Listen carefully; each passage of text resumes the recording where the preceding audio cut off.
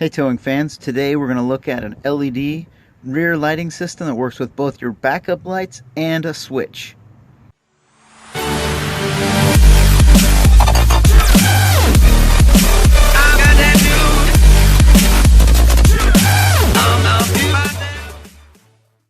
These are flood lights, and you can tell they're flood because they've got these gradations, these segmented bowls here.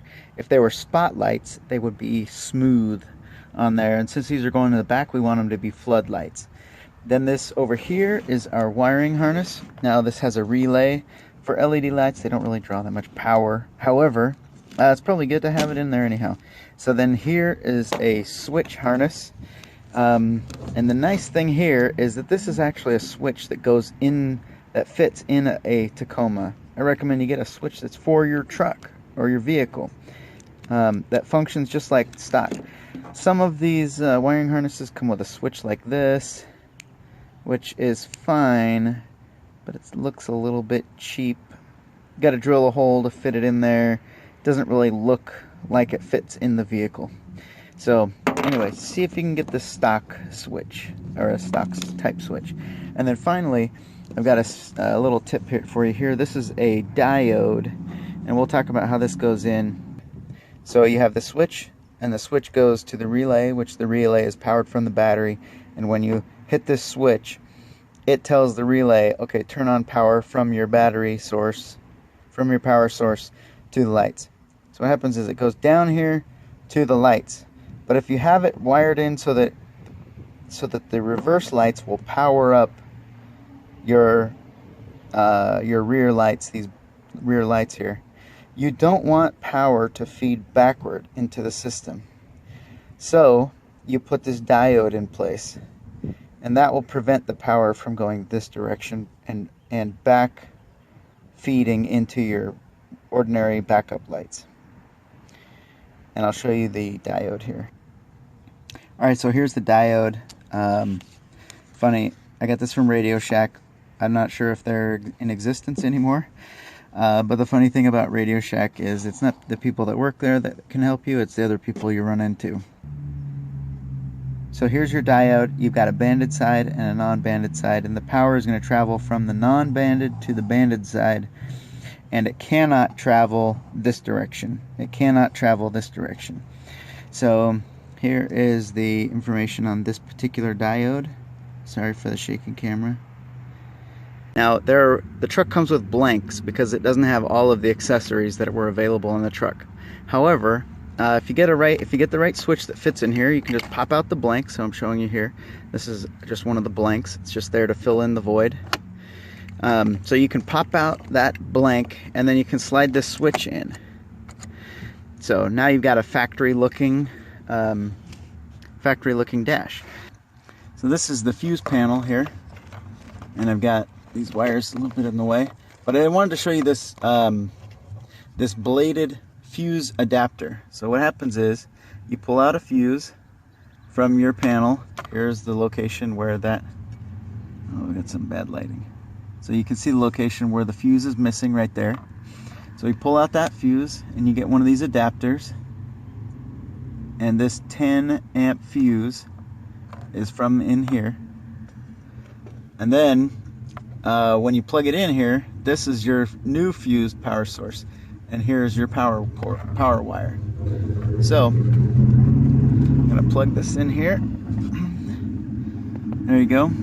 So now I have a power source for my switches. Alright, so here are some relays, 2 relays for my auxiliary lighting, one for the front, one for the rear, and then they are attached to the inside fender well, and then the power lines go down, in, and through the firewall.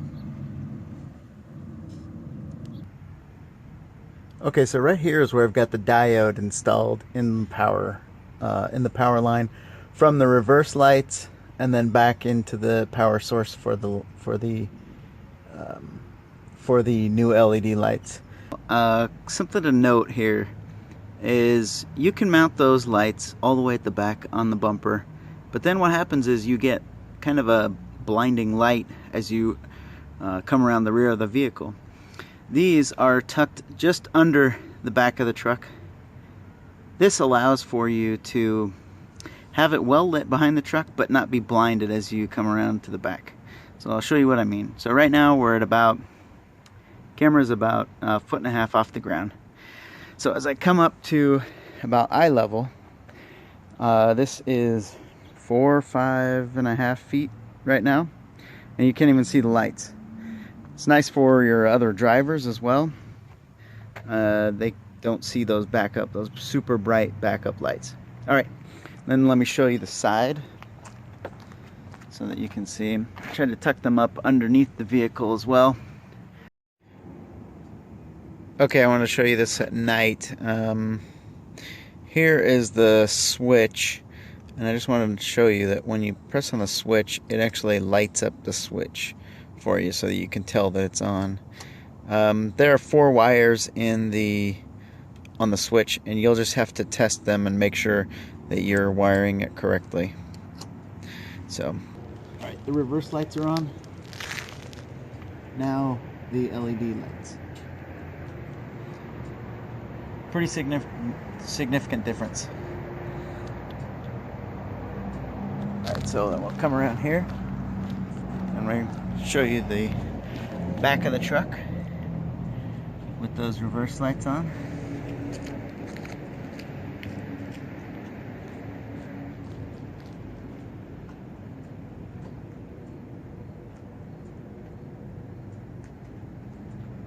Truck is back in park.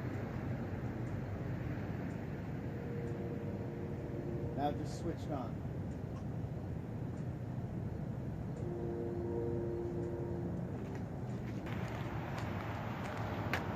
At regular standing height behind the vehicle, you can see that you're not flooded with light. There's no light in your eyeballs.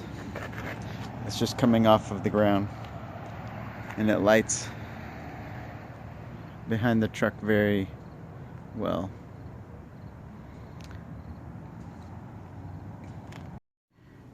So I've used my truck several times. I use it actually to tow a boat, so having these lights available is fantastic when it's late in the day and you're taking the boat out of the water, and you can just flip them on while you're parked and light up the entire rear of the vehicle.